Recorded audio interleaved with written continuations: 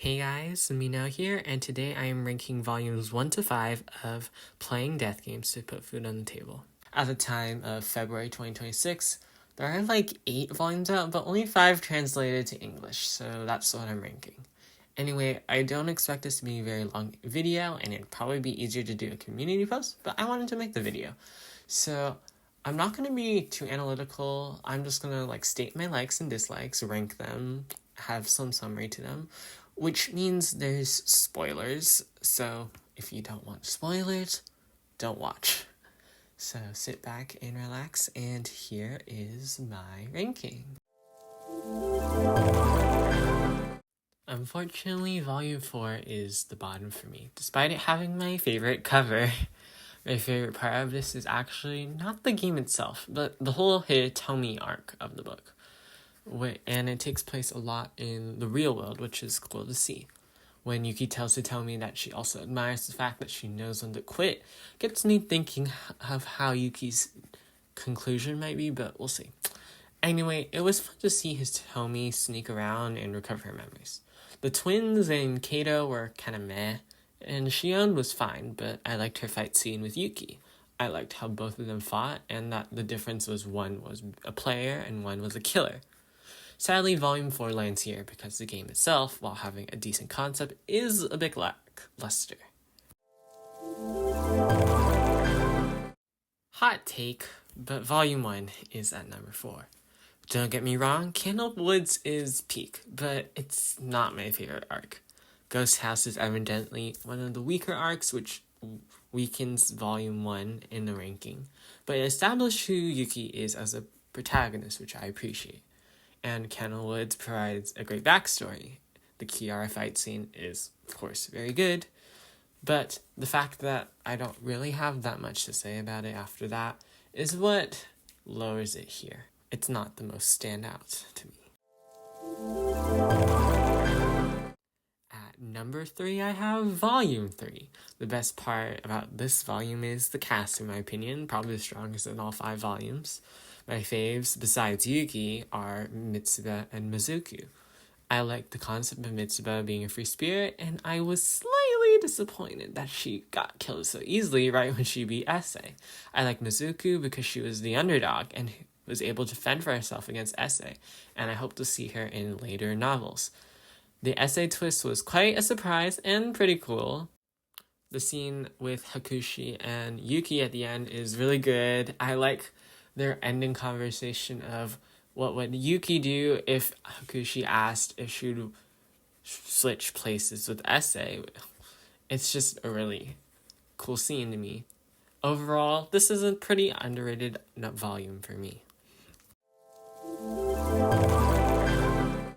Volume 5 is a hard one to rank for me because it just seems so much more different than the other novels. But there also might be some recency bias. I like seeing how Yuki met Hakushi, and we can compare how she is currently in the volumes and how much she's grown since her 3rd game. Yet, you can see how she is still foolish in some of the mistakes you can see her make in some of the volumes. And I guess you can say her abandonment of Tamamo is a bit foolish, as you see by the end of the book. Speaking of Tamamo, she kind of grew on me, though her likability did fluctuate. I don't know why. But overall, she's good. Her conclusion is overall sad, and as I saw it coming, and while also having mixed feelings, I didn't want to believe it would happen, because it's a sad situation. It was great to see Yuki's internal conflict for that scene as well. Rinrin's game was interesting, and there were a lot of twists and turns, but overall solid. Not too much to say about it, but that's also where Tamamo is also proving herself to me. Of course, the star of the show is Royal Palace. Yuki fighting blind is honestly amazing, and she's learning echolocation and everything. It's just really cool. It's hard to describe. But what drags the volume down for me is Shiro. I wasn't a big fan of her from the get-go, and she felt like a plot device to inconvenience Yuki and to try and conceal Tamamo's pretty obvious identity. The conclusion of this novel left me in suspense, and I think it might be setting up for Yuki's journey a little more and or maybe her psychology. Volume 2 barely edges out Volume 5 and 3 for me. Golden Bath and Scrapbuilding are two very solid arcs, Scrapbuilding being one of the best for me. Of course, the best part is the Meishiro and Yuki dynamic. I enjoyed Kodaha a good bit for her cleverness, but Yuki was a lot more clever than her, to be honest. Saving all of them and then voting all of them because she didn't care who survived was cool, and again establishes who she is as a player to the reader. It makes you think she may be heartless, especially in the anime from a lot of the comments I see about the anime. But in Volume 5, you can see her internal conflict. I think Golden Bath is the first major time that we see Yuki's internal conflict, though I might be wrong.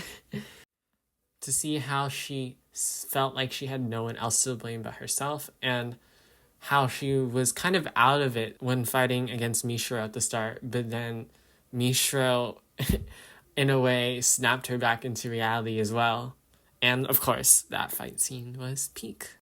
And that concludes the ranking. I hope you enjoyed. I can't wait for the next novel because I know it's going to be peak. And I can't wait for the anime adaptation for Candlewoods. And I hope you have a good rest of your day. And goodbye.